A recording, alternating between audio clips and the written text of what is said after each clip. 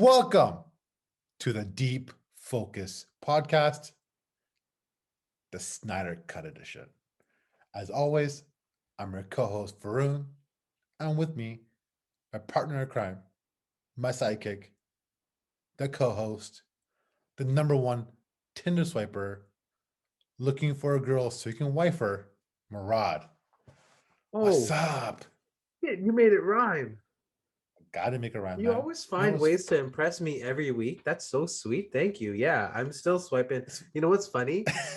I forgot I had Tinder for the longest time, and we always make jokes about it, but I had it downloaded, but on iOS because you can hide your apps that you're not using. I was like, you know what? Why not? So I was on the App Store and I was like, yeah, let's just type in Tinder. And it said open. And that's when I realized I had it downloaded. So then I started swiping again. Thank you for that non-interesting story about having the app on your phone. Uh-huh. But Murad, but first, But first, Five God on the beat.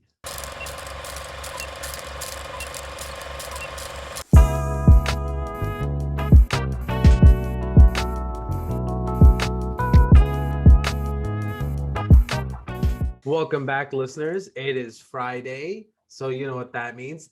Fun Fact Friday. Now, Varun, I know you got me a couple times, so this week I'm gonna reciprocate. All right, two for you, one for me. I guess that's how this works. Did you know that the Matrix, the code scene in the Matrix? I'm sure you've seen the Matrix. Great film if you haven't. The code scene in the Matrix, the letters were actually letters from a sushi cookbook that the directors found, and they said, "Oh, you know what? That's pretty cool." And so they just like had those letters rain down, and it looked phenomenal because I thought it was actual coding language because I was very young when I watched the movie. So that's my fun fact of the day, which is Friday. So fun fact Friday, Varun. that's pretty cool. Of course, I've seen The Matrix, man. It's a classic, great movie, which ended up leading to a very disappointing franchise. Yep. But nonetheless, that was a great first movie. And it's one thing I want to share. That I really caught my what's the word I'm looking for? It threw me threw me by surprise this week. Hmm. So, well, I work with a lot of colleagues. Hmm. Oh no, anywhere between the ages of 20 to 30 to 40, Sure. like all over the place.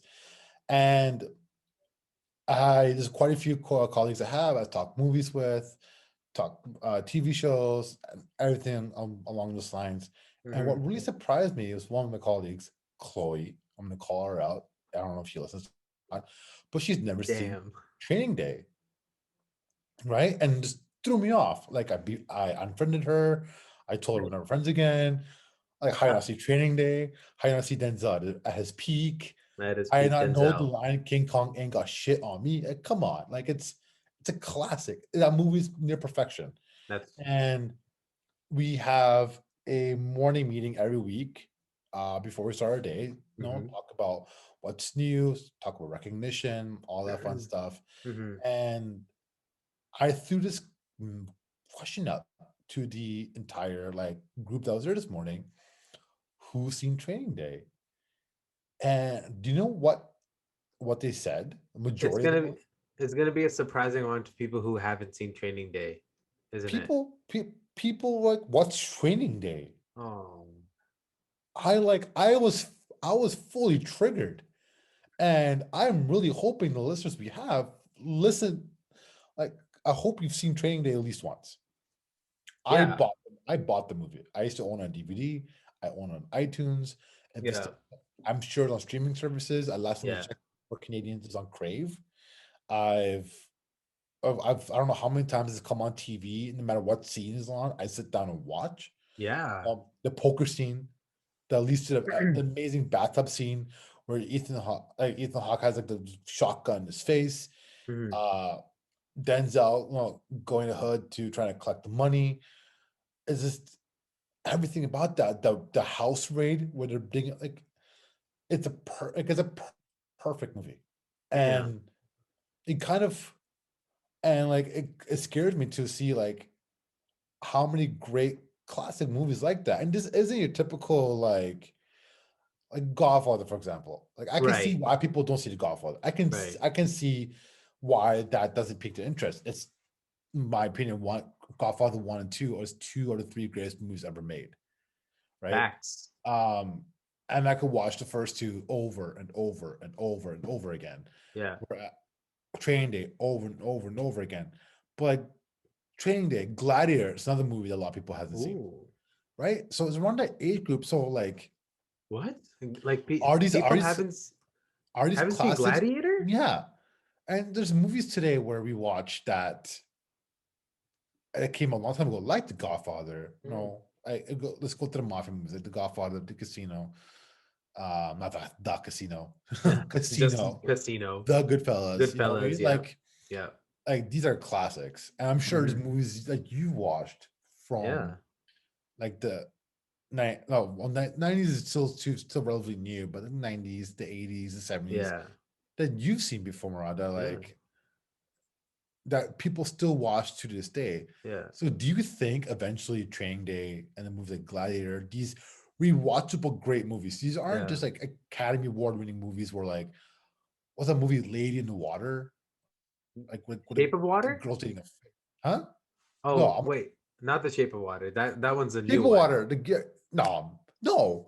Who wants to watch a movie about a guy dating a fish? Like it's a girl dating a fish story. Like it's I don't know. It's not rewatchable. People who like fish. It's not rewatchable though. You No, can't it's tell me it's not. rewatchable, No, right? I saw it once and I Right? was like, okay, that's enough. The Pianist. Have you seen that? Yeah. I Yeah, think but I could okay, watch that. yeah. Is it rewatchable? Is it a sit down? I'm not talking about the typical Oscar movies. Like I'm talking about still great movies, Yeah.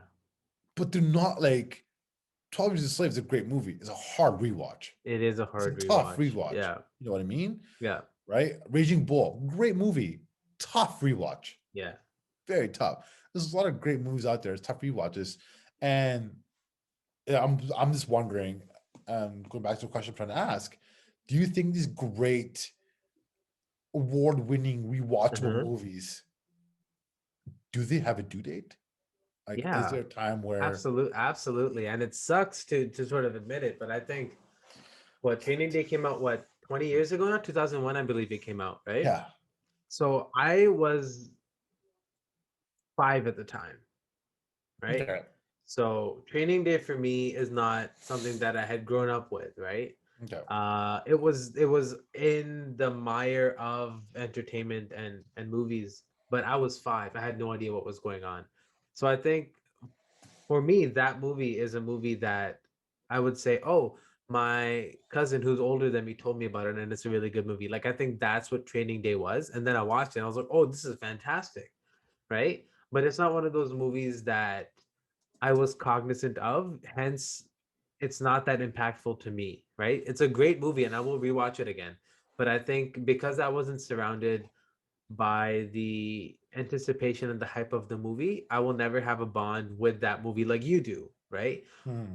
And I think for a Godfather is a hard movie to watch if you're not into slow burn character analysis. Yeah. But if you are, great. And even if you're not, there's a lot of great shootout scenes. That's not a spoiler. It's a mafia movie, right? So The Godfather, hard to rewatch at first, but if you watch it and you really, really enjoy it, then every time you watch it, you'll pick up something new. You pick up the Hmm. way someone said something. You'll pick up the way Like subtle hints and subtle like hints of yeah. like the lighting and like different changes affected a character's decision or certain sound cues. But I think The Godfather is so rich in its Easter eggs that I think every time you watch it, you'll pick up something new. Right? That's why I think The Godfather is rewatchable. Like you said, Shape of Water, not rewatchable. Oh, it's okay to watch, the first time and then I thought it was that's a whole different topic. That's trash. But continue. like, but yeah, okay, so fair enough. But movies like 12 Years a Slave, which I Check it thought out. was, the movie 12 Years a Slave was fine, but like you said, very hard rewatch. Yeah. Only because the movie itself was so devastating, right? And to me, Black Klansman was kind of like that as well. Was like I have rewatched it because I know Varun, We will be discussing that somewhere down the line because it is such a good movie. But when I was watching it for the first time, I felt really uneasy because of the imagery, A, and B, the word that they kept using over and over again, which of course we can't repeat.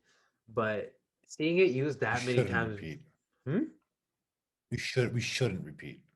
No, we shouldn't Oh, we repeat. can't. Yeah. We shouldn't. Sorry. Yeah, we shouldn't. Yeah. Absolutely. But Yeah.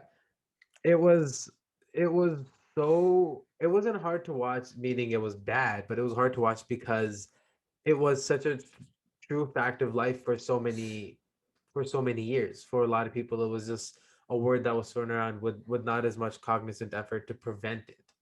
Right. So I guess movies are hard to rewatch for different reasons, whereas some movies are just boring after the first watch. And other movies are hard to watch because of subject matter, like 12 Years a Slave and then Black Klansman.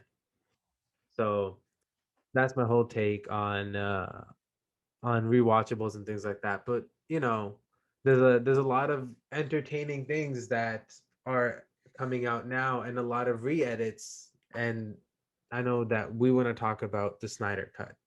Ver- My man. First of all, I before we move into that, everyone, if you haven't seen Training Day, for the love of God, please watch it.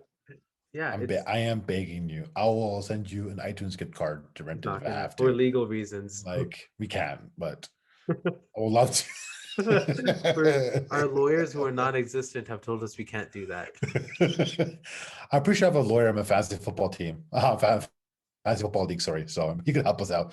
Come up. I'm pretty sure he's an accent lawyer, but let's give it a shot. Why not? But man, Snyder Cut.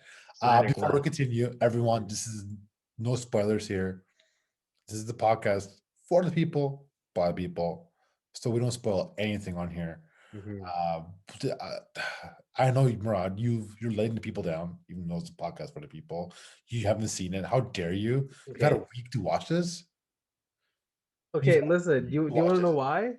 It's because the 4 by 3 aspect ratio really threw me off. And it was, I don't know, man. I started it and I also started it late. I started it at like midnight. And at that pace, I was not gonna finish until 4 a.m. And I can't stay up till 4 a.m. because I have work at 6 a.m. So I was like, that one's on me. So I get it. But also, Excuses. huh? Continue. Excuses, but continue. Sure, fine. But I'm not gonna lie, that 4 by 3 aspect ratio really threw me off. And I know I'm being picky, and I know I'm You being are. really, really picky, but we've seen the implementation of different camera frame alignments, but not to this extent, not an entire movie shot on 4 by 3, right? Or compressed to 4 by 3. So that's why it threw me off a little bit. But I will watch it because I've heard fantastic things, and hopefully it is better than the hack job that happened before it in 2017. There's no doubt about, doubt about it that I won't say remake of it, but the original take of Justice Yeah. League was a it was a superior version of Josh Whedon's attempt to bring the product out to us. Right. Um, there's a lot of things that this movie is far from perfect. Mhm. Can't go that far. Definitely had its flaws. Well, Zack Snyder is a director where there's been a lot of controversy in his movies. And what I mean by the controversy part of it is just that I'm still on the boat to say that I'm not sure if Snyder is a good director or not. He's shown a lot of upside in the stuff he Mhm. makes. Mhm. He clearly has a passion for comic books and graphic novels. This is obviously not his first attempt to make anything like this. Most famously, obviously, he made Batman vs Superman, Mhm. Dawn of Justice. He made Man of Steel. He was also, directing chair of Watchmen, Mhm. with again great moments, and then obviously 300. Mhm. So he's definitely been in a lot of these different graphic novels adaptations or comic book adaptation movies, Mhm. and the ideas has been there. Imagery has been, I thought, was fantastic. Mhm. It's just that all these movies have so many great highlights and opportunities to be great, Mhm. and ends up just being good. So I think a lot of hype behind the new Justice League movie with the Snyder Cut's version of it was because it's like comparing two bags of garbage being dumped in your car versus one bag of garbage being dumped in your car. Like Right. for some people, I'm not saying it was shit, but I'm saying like are we looking at it like is it good because it was so bad the first time around, or was it good because it's good? I think it was just good. Mhm. And right, it went the first hour and a bit felt a lot longer because it definitely broke down the each character and what they're gone through, even though Mhm. each one should have had their own movie to begin with before making a big movie like this, That is so true. right? And that it could have created better opportunity to have better character development for each person. Mhm. Um, and then going from there, like the action scenes was fantastic. Mhm. And then one thing that bugged me in Whedon's Justice League, and he also did this in Age of Ultron, the Avengers sequel, was forcing this weird romantic chemistry, forcing to happen, or like awkward sexual tension. So out of nowhere in Age of Ultron, we had this whole thing with Bruce Banner and the Black Widow. Natasha, yeah. I know Natasha in the first Avengers was the first person to grab Bruce Banner, from India to bring him to Avengers headquarters to start something in Avengers and look for the Tesseract. But then like this weird sexual tension came out of nowhere in the second Age of Ultron. I'm not sure where it came from.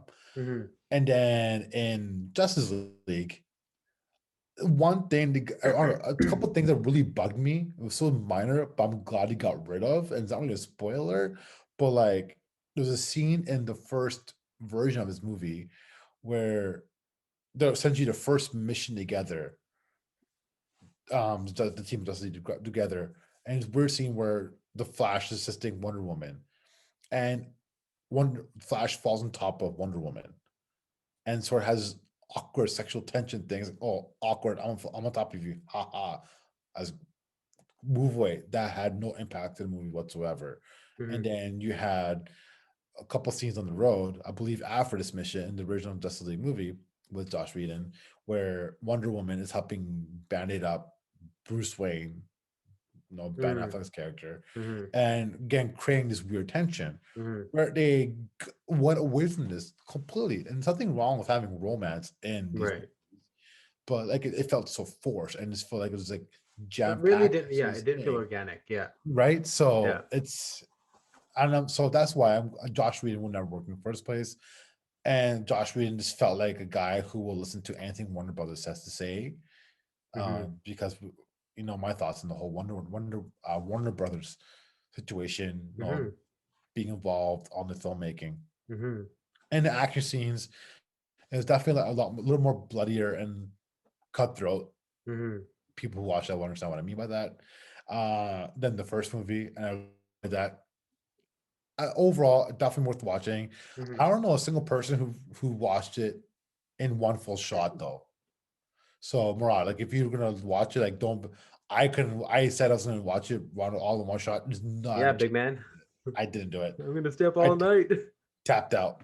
Yeah. Game over. I Okay, was like, so yeah, I certainly I watched the first 40 minutes of it, right? yeah.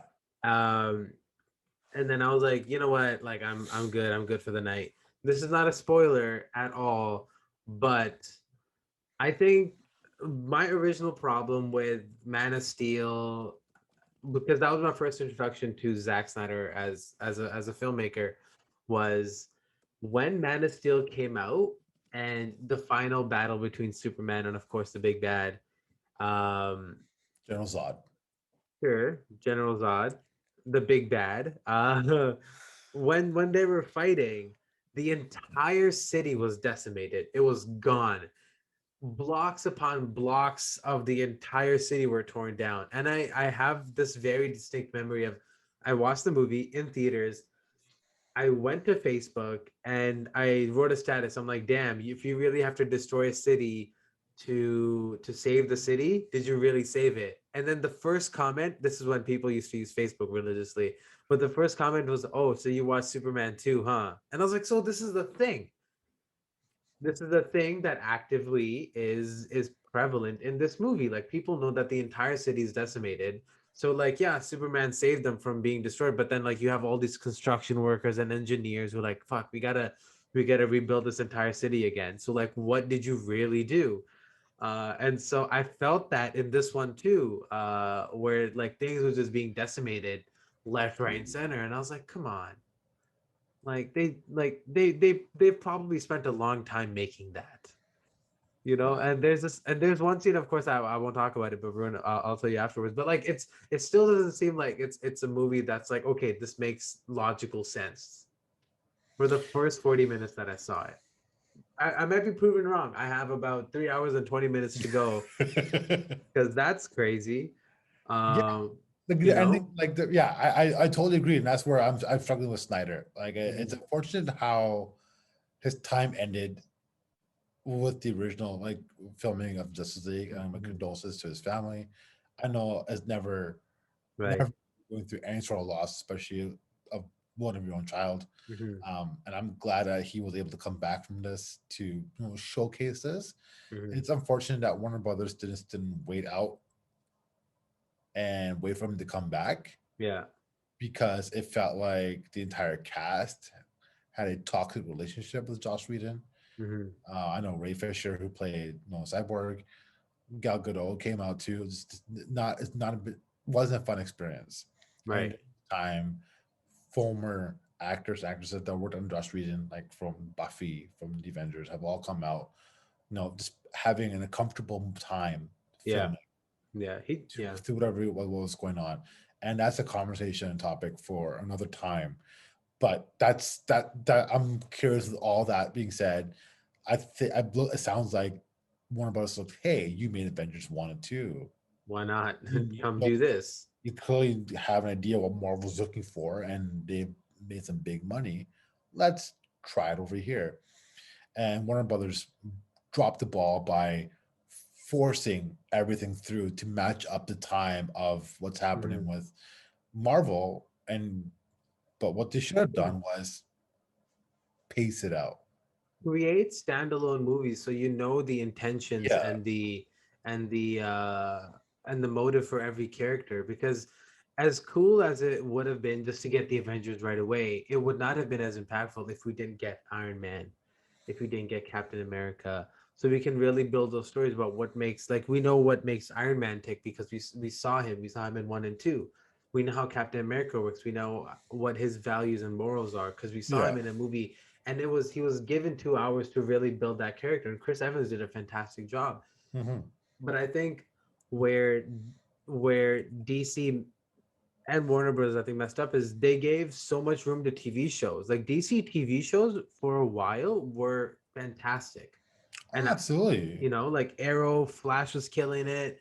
Supergirl was fine. And they even found a way to bring that into the DC universe. Like I'm not sure Right. if you watch any of the shows, but last season, every year these shows have a massive crossover. Crossover. And Yeah. last season they did this massive crossover that included the DC movie characters, like I Ursa didn't know Miller's that. Flash Yeah. was in the CW's Flash. So they is a multi because DC is well known for this multiverse. Right. So they were building this up, but just forcing everything everywhere. Like, hey, do a cameo. How cool would this be? But never really developing it. And I And think, yeah, and I don't want to step on your toes there, but no, no, no. for a while, the reason why, and I know Agents of Shield was not as hyped up as Arrow and the Flash, Huh. but the show in and of itself was really really good. But I think it was good because it directly talked about what happened in the movies, right? Like the Sokovia Accords and things like that in the Avengers universe. Whereas with the DC universe, they talk about what happens in the DCTU, so the DC television universe, but they don't address what's happening in the movies because DC didn't take the time to make the movies. They had a separate universe, and I know they're multiverses, but if you had a multiverse where the TV and the movie spoke to one another. So you're creating this cohesive. I mean, look at what Marvel is doing now with their TV shows, Yeah, right? Like absolutely. you have Falcon and Winter Soldier, WandaVision, and there are these movies, and then you're making TV shows, and then those TV shows are gonna go feed right into the movies, and you're having the writers come up with the stuff, and the same writers are working on the movie, so it makes sense.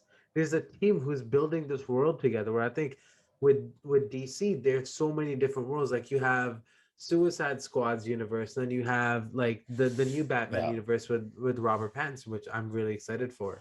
But then you have this TV universe, then you have Zack Snyder's universe, right? So I think it had it been thought out, that because Marvel planned it out for a while. It started with Iron Man, but they're like, okay, like this movie, this is making money. Let's sit down and let's find out how to make this the best thing that people have ever seen. And I think that's why Marvel is so adored.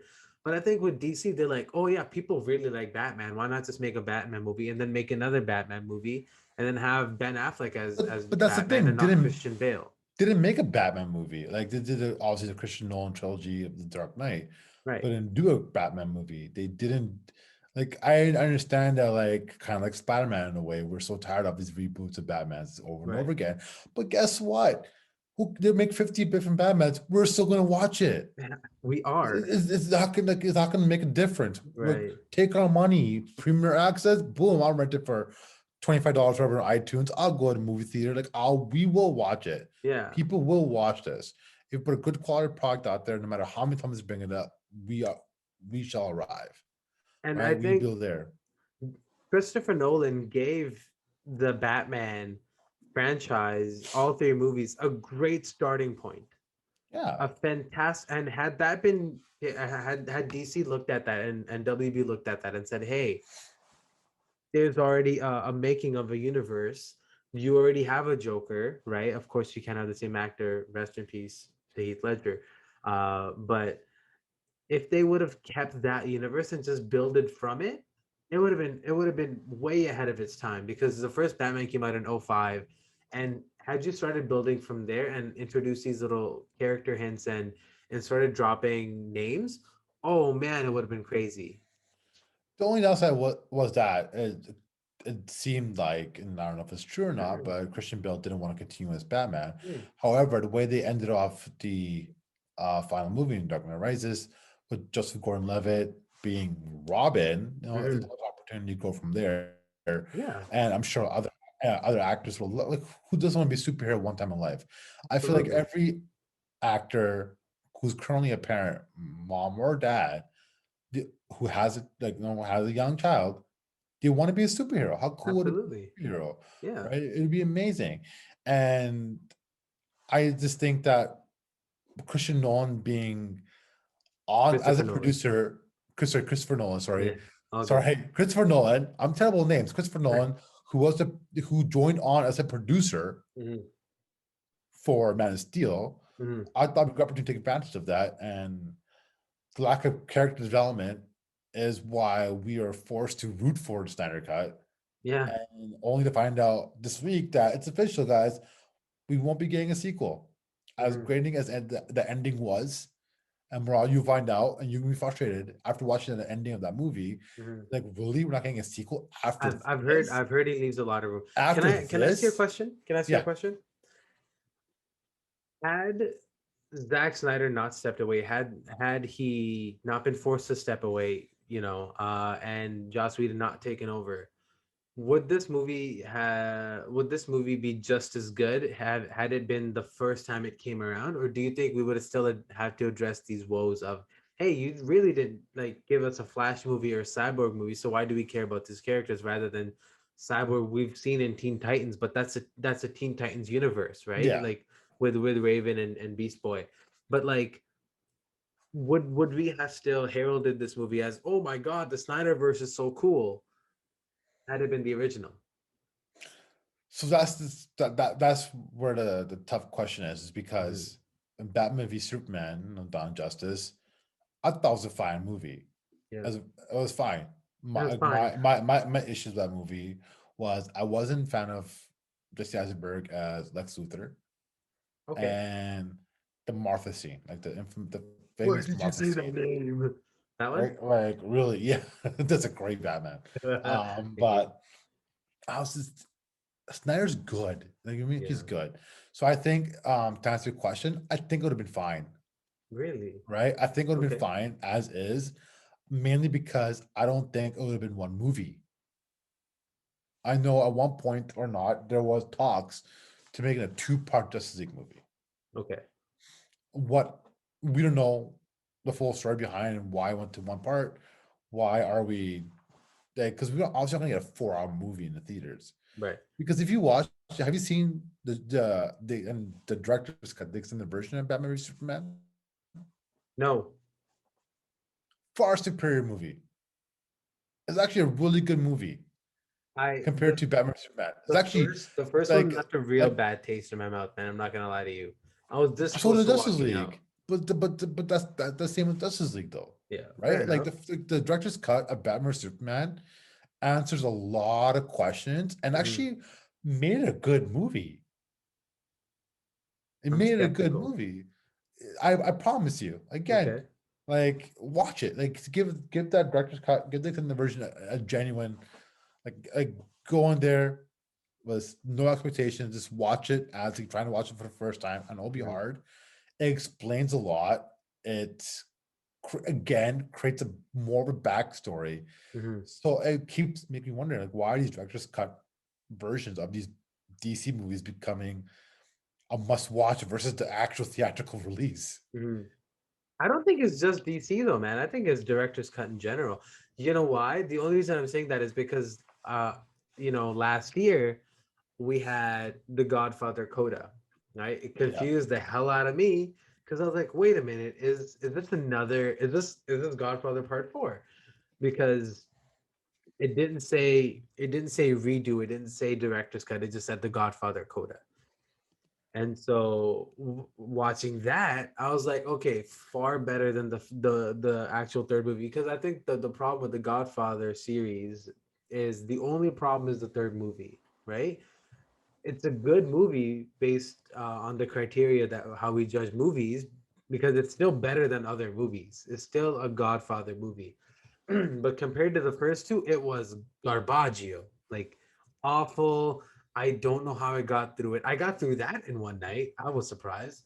But then you watch Coda and you're like, okay, these little musical cue changes and the re-edits and like, having these character moments come at different times, it really does make a big difference because it makes the story that much better. And I wasn't also wanting to see like a 90s version of The Godfather. It just looked weird. It looked like a low budget indie flick, whatever. But like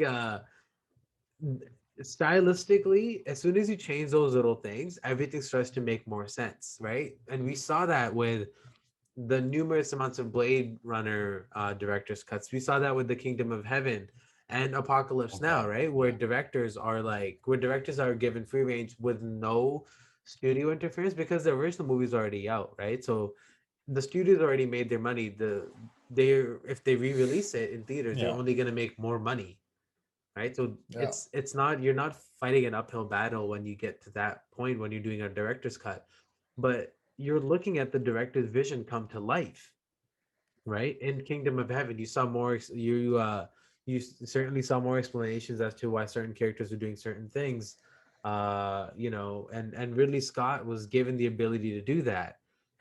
So I think when you look at director's cuts in general, they're definitely needed. My question, and I know Varun, I know you have the same question as well, but why isn't that just done right in the beginning? Because had you given, let's say Francis Ford Coppola in the Godfather example, free reign. I'm not going to use Zack Snyder because we know why he had to step away, and we know why Francis Ford Coppola had to step away as well. But there was more studio interference rather than personal issues, right? It wasn't really studio interference. Like he didn't want to make a third Godfather. Like no one had intention of making the third Godfather. Mhm. They threw a bunch of money at him and make the Godfather. He's like, okay, Right.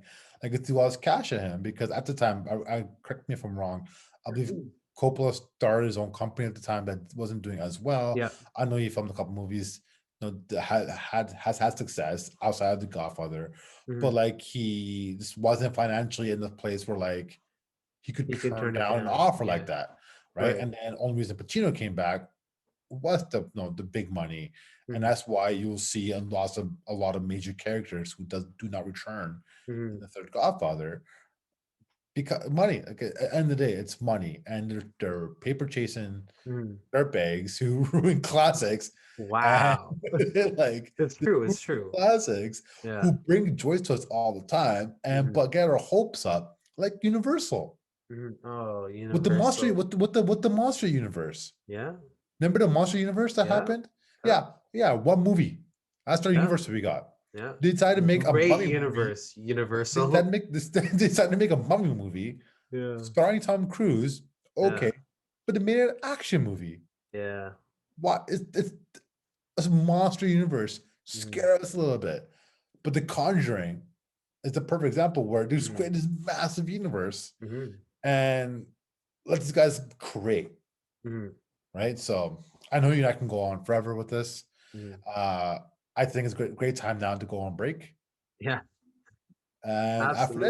after this, we'll be back with our favorite segment of the week, hot or not. Hot or not, baby. Let's Follow go. us. All right, guys, be back in a bit. Welcome back, listeners. You're joining us on a Friday, and you know what that means. Varun, what does that mean? What are we gonna do right now? Hot or not? Hot or Let's not? go. I'm pumped. I'm also pumped. It is 10 p.m. at night, and I'm very pumped, Varun. That's it's awkward time. I'm very pumped, I'm bro. very pumped, Varun, and then just nothing else. But you Great know lead what? up, man. All right, man. I'm gonna start off today. Yeah. I have a few different ones this week. I'm very excited for, as always. The Mhm. first one that sticks out to me, speaking of the DC universe and Warner Brothers, Shazam adds another big name to its list in Helen Mirren, who is going to play the main villain in the sequel to Shazam Mhm. that has mainly positive reviews from the first time around. I enjoyed it. It was nice. It was light. Had a bit of like ridiculousness and corniness to it that I think the Shazam movie needed. And Helen Mirren is the queen. Like you have to have Helen Mhm. Mirren in it, and she's proven that she can do franchise movie. Mhm. Well, great, great couple cameos in the Fast Fast and universe. Furious, sure. Yeah. Um, hot or not, Murad? I wasn't too hot on Shazam because I hadn't seen it because it looked so transitory. It just seemed like it's a movie that was there and then it wasn't. Mhm. So I wasn't really too hyped. I still haven't seen it because I have no interest in watching it, and I'm really sorry, Varun, if you like the movie. But Mm, adding Helen Mirren to everything, I just feel like it's a secret sauce that just makes something a lot better. So I'm excited to see how she, and because she's playing the villain. That's the last yeah, thing I read. yeah, And Helen Mirren as an evil lady, I just feel like it's so fantastic because she has so much fun with character work. So I'm excited yeah. to see her. The movie, not so much. Okay, okay. I Okay. can live with that. Yeah. So Helen Mirren, Shazam. I'm gonna take us the exact opposite direction, and I'm going to talk about a movie that I saw the trailer for, and I really like. As you guys may know by now, I really like character studies of people who have a purpose, right? Who are given an obstacle and then they overcome it. A very classic Hollywood trope that is found in almost everything. I want to talk about the movie Four Good Days. Glenn Close, Mila Kunis, and then a handful of others. I can see by your face you do not like it, but hear me out. Hear me out. Okay. I didn't think Mila Kunis was more of a dramatic actor, right? Because of course, hearing her voice in Family Guy, and then just automatically saying "Shut up, Meg," to like Friends with Benefits and those other and rom coms, right? That's what I thought of Mila Kunis. But then I watched Black Swan, and I was like, wait a minute, Yeah. whoa, there's a huge range. And then I saw the trailer for this movie, and I like Glenn Close. I adore Mila Kunis as both as a person and as an actor, and giving her the ability to really dive deep into a character that's dealing with substance abuse issues. I think if you give her that ability, and watching the trailer, I thought she was good because she can play that really strong but also really emotionally vulnerable person. And I think in this movie she did a really, really good job. In the trailer at least. I haven't seen the full film because it's not speaking to the masses yet.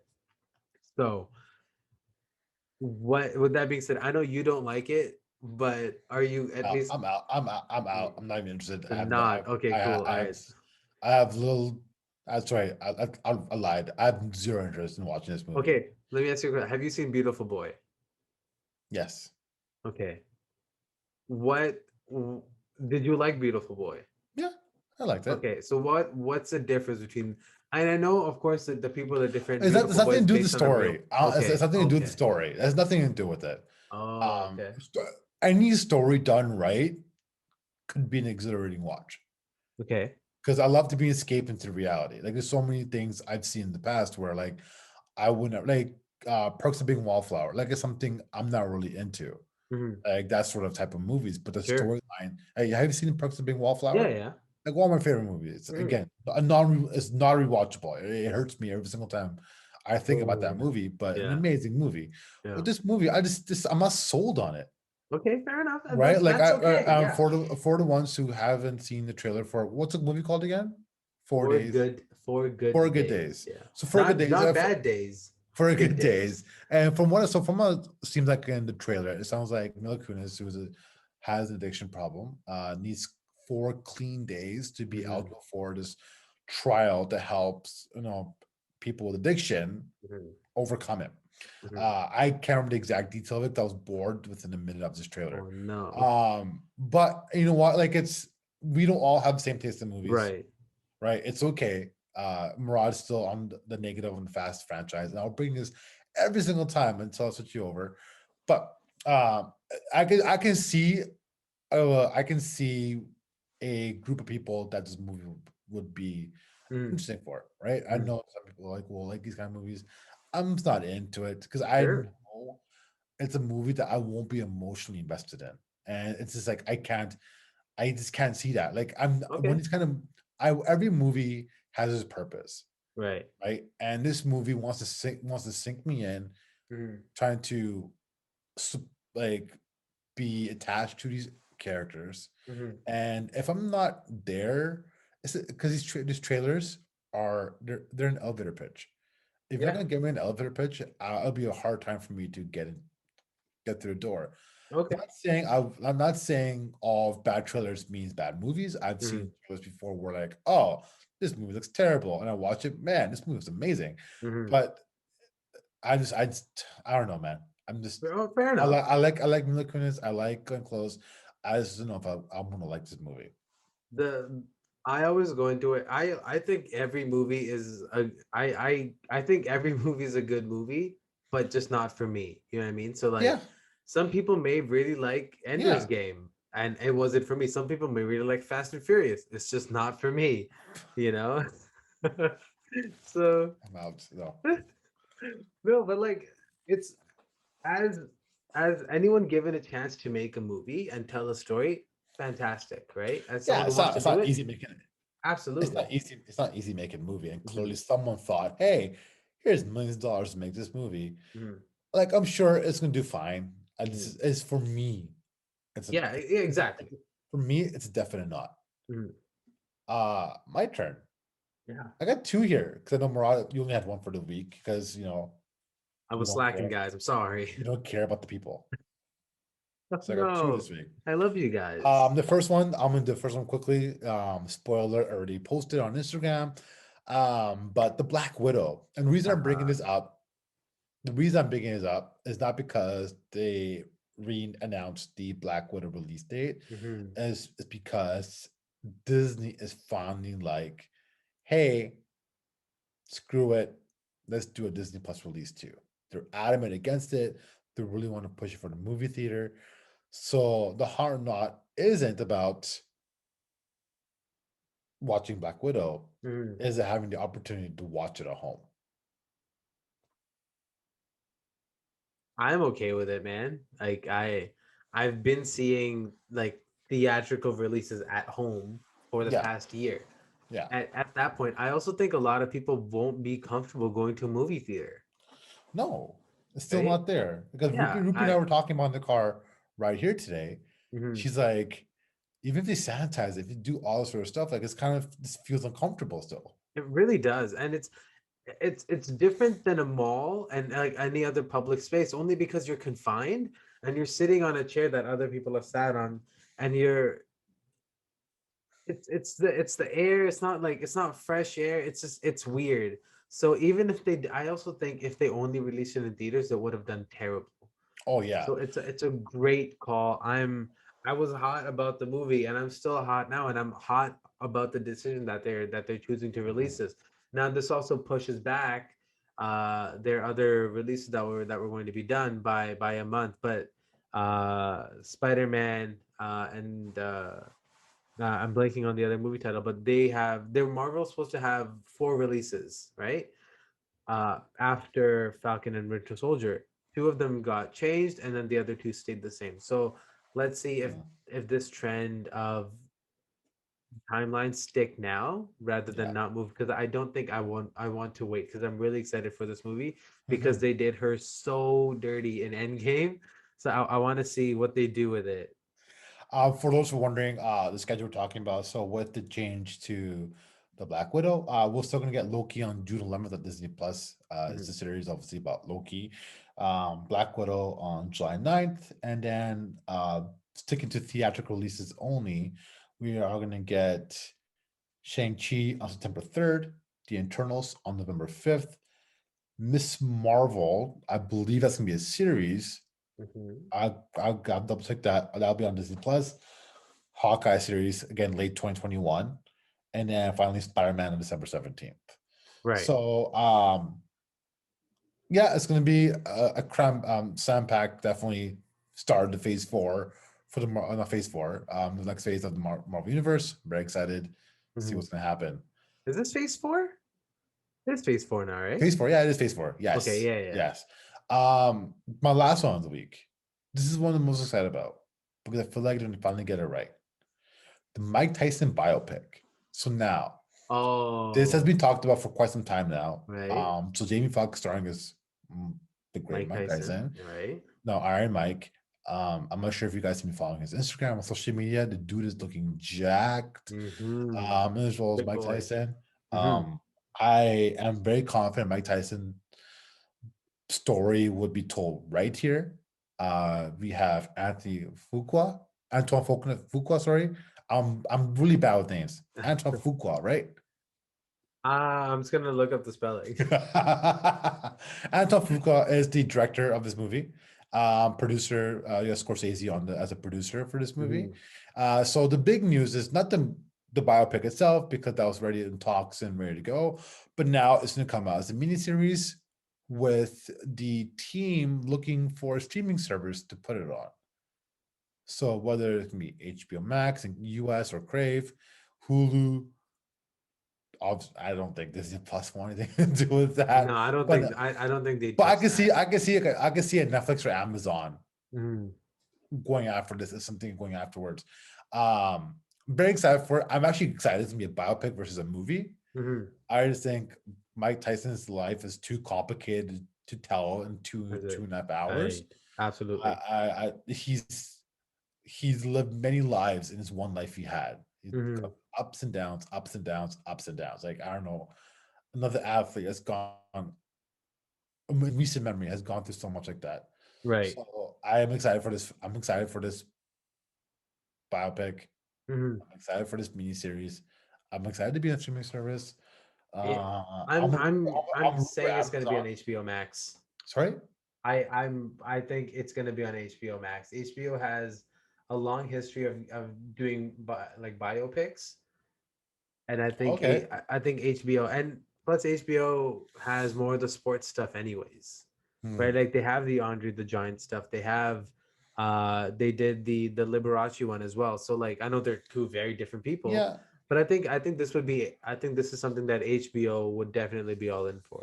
but those are HBO originals. Mm-hmm. You know what I mean? So Sure. like, you can't count on Amazon, who's signed this massive deal with NFL to get rights for streaming service for Thursday Night Football. Mm-hmm.